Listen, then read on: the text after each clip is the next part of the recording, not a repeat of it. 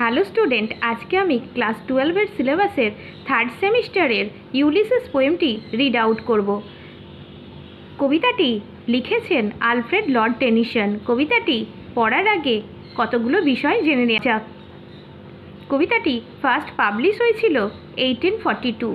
কবিতাটি ব্ল্যাঙ্ক ভার্সে লেখা। কবিতাটি একটি dramatic মোনোলগ written in iambic pentameter. The Greek legendary hero Odysseus, whose Latin name is Ulysses, is the speaker in Tennyson's dramatic monologue. এই dramatic মোনোলগে speaker হলেন Ulysses. He has travelled widely, তিনি ব্যাপকভাবে ভ্রমণ করেছেন, and as a result gathered experience and wisdom, এর ফলে তিনি অনেক অভিজ্ঞতা এবং জ্ঞান সঞ্চয় করেছেন। He was the king of Ithaca, কিন্তু তিনি ইথাকায় অলসভাবে রাজা হয়ে শুধুমাত্র রাজ্যপাট পরিচালনা করার জন্য বসে থাকতে চান না, তিনি আরও ভ্রমণে বেরিয়ে যেতে চান। তো চলো কবিতাটি পড়া যাক। ইট little profits that an idol king, কোনো লাভ নেই একজন অলস রাজা হয়ে। ইউলিসিস বলেছেন কোনো লাভ নেই, প্রফিটস মানে লাভ, একজন অলস রাজা হয়ে। আইডল কিং অলস রাজা, কোনো লাভ নেই একজন অলস রাজা হয়ে। By the still hearth among this barren crags, এই শান্ত অগ্নিকুণ্ডের পাশে অনুর্বর পাহাড়ের মাঝে থেকে। স্টিল হার্ট কথার মানে শান্ত অগ্নিকুণ্ড, স্টিল শান্ত, হার্ট কথার মানে অগ্নিকুণ্ড। অ্যামং দিস ব্যারেন ক্র্যাগস, এই অনুর্বর পাহাড়ের মাঝে থেকে। ব্যারেন যেখানে ফসল ফলে না। Matched with an aged wife, একজন বয়স্ক স্ত্রীর সঙ্গী হয়ে। এখানে ইউলিসিসের স্ত্রী পেনিলোপের কথা বলা হয়েছে। আই মেট অ্যান্ড ডোল, আমি পরিমাপ করি এবং প্রয়োগ করি। আনইকুয়াল লজ, অসম আইন। আনটু আ স্যাভেজ রেস, একটা বর্বর জাতির ওপর। এখানে ইথাকাবাসীকে স্যাভেজ বলা হয়েছে, স্যাভেজ রেস।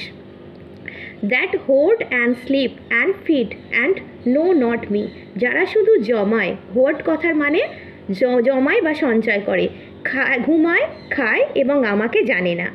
তাহলে ইথাকাবাসীকে কী হিসাবে দেখছেন? যারা শুধু জমায়, ঘুমায়, খায় আর রাজাকেই চেনে না। I can not rest from travel, আমি ভ্রমণ থেকে বিশ্রাম নিতে পারি না। I will drink life to the lees, আমি জীবনের শেষ অংশ পর্যন্ত উপভোগ করতে চাই, অর্থাৎ তলানি পর্যন্ত উপভোগ করতে চান।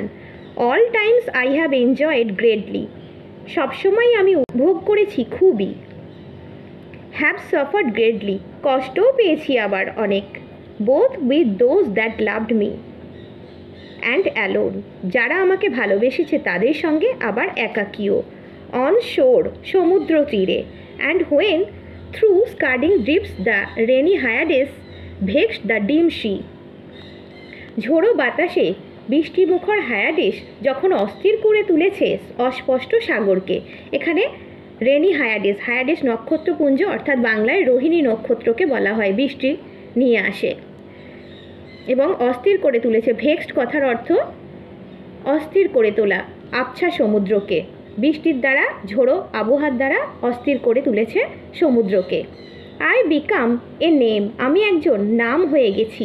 আমি একটি নাম হয়ে গেছি কথার মানে আমি একজন হিরো হয়ে গেছি, লেজেন্ডারি হিরো নিজেকে বুঝিয়েছেন, অর্থাৎ তিনি famous. For always roaming with a hungry heart, যে সবসময় ঘুরে বেরিয়েছে একটা ক্ষুধার্ত হৃদয় নিয়ে। হাংরি হার্ট কেন না, তিনি সবসময় ভ্রমণের জন্য পিপাসু। Much have I seen and known, অনেক দেখেছি এবং জেনেছি। Cities of men and manners, climates, councils, governments, myself not least but honoured of them all. কবি বলছেন, ইউলিসিস বলছেন, আমি অনেক দেখেছি, জেনেছি শহরের মানুষদেরকে, তাদের আদব কায়দা, জলবায়ু, ক্লাইমেটস মানে জলবায়ু, কাউন্সিলস সভা, গভর্নমেন্টস শাসন, কিন্তু তা বলে নিজেকে তুচ্ছ নয়, বরং সকলের শ্রদ্ধেয় হিসাবে জানি, নিজেকে শ্রদ্ধেয় হিসাবে জানি, সকলের কাছে তিনি শ্রদ্ধা পেয়েছেন। And drunk delight of battle with my peers, এবং পান করেছি যুদ্ধের আনন্দ আমার সহকর্মীদের কাছ থেকে, আমার সহকর্মীদের সঙ্গে। পিয়ার্স মানে এখানে সহকর্মী। Far on the ringing plains of windy Troy, ঝোড়ো বাতাস মুখর ট্রয় শহরের প্রতিধ্বনিপূর্ণ প্রান্তরে, এখানে ট্রয় যুদ্ধের কথা বলা হচ্ছে। I am A part of all that I have মেট, আমি সেই সমস্ত জিনিসের অংশ হয়ে গেছি যা আমি দেখেছি। Yet all experience is an arch where through gleams that untravelled world whose margin fades for ever and for ever when I move. তবুও সমস্ত অভিজ্ঞতা হয় একটা প্রবেশদ্বার, এখানে আর্চ হচ্ছে প্রবেশদ্বার। হোয়ার through gleams that untravelled world, যার মধ্যে দিয়ে ঝলমল করে ওঠে সেই অজানা জগৎ। হুজ মার্জিন ফেডস, যার কিনারা মিলিয়ে যায় for ever and for ever when I move, চিরদিন এবং চিরকাল যখনই আমি এগোই। হাউ ডাল ইট ইজ টু পজ, কতটাই না বিষণ্ণ, ডাল মানে এখানে খারাপ ব্যাপার, বিষণ্ণ, থেমে থাকাটা। টু মেক অ্যান এন্ড, শেষের রেস্ট এনে দেওয়া, তার অর্থ তিনি থেমে থাকতে পারেন না। To rust unburnished, not to shine in use, মরছে ধরা অনুজ্জ্বল অস্ত্রের মতো, যা অপব্যবহারের ফলে আর চকচক করে না। And to breathe were life, as though breathe were life, যেন নিঃশ্বাস নেয়াই হলো জীবন। লাইফ পাইল্ড অন লাইফ, যদিও জীবনের ওপর জীবন স্তূপ হয়ে ওঠে। ওয়ার অল টু লিটল, তবুও তা কখনোই যথেষ্ট নয়। And of one to me, আর আমার এই জীবনের লিটল রিমেন্স, সামান্য কিছু অবশিষ্ট আছে, অর্থাৎ তিনি বিদ্ধ হয়েছেন। But every hour is saved, কিন্তু প্রতিটা ঘন্টা যেন বেঁচে যায়। From that eternal silence, from that eternal silence, eternal silence শব্দের অর্থ অর্থাৎ মৃত্যু। Something more, a bringer of new things, সেই চিরন্তন নীরবতা থেকে আরও কিছু, নতুন কিছুর বার্তাবাহক। A bringer of new things, নতুন কিছুর বার্তাবাহক।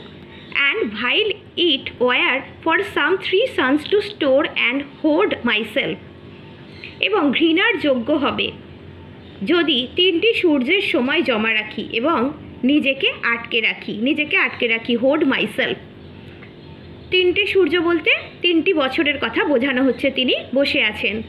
And this grey spirit earning in desire to follow knowledge like a sinking star, তবুও এই ধূসর আত্মা, বয়স হয়েছে তাই গ্রে স্পিরিট নিজেকে বলেছেন, ধূসর আত্মা আকুল বাসনা চায়, ডিজায়ার মানে বাসনা বা ইচ্ছা, to follow knowledge like a sinking star, জ্ঞানকে অনুসরণ করতে এক ডুবন্ত তারার মতো।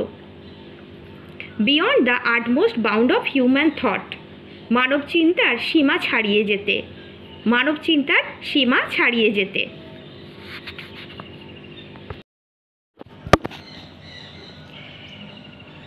কবিতাটি এত পর্যন্তই রিড আউট করলাম।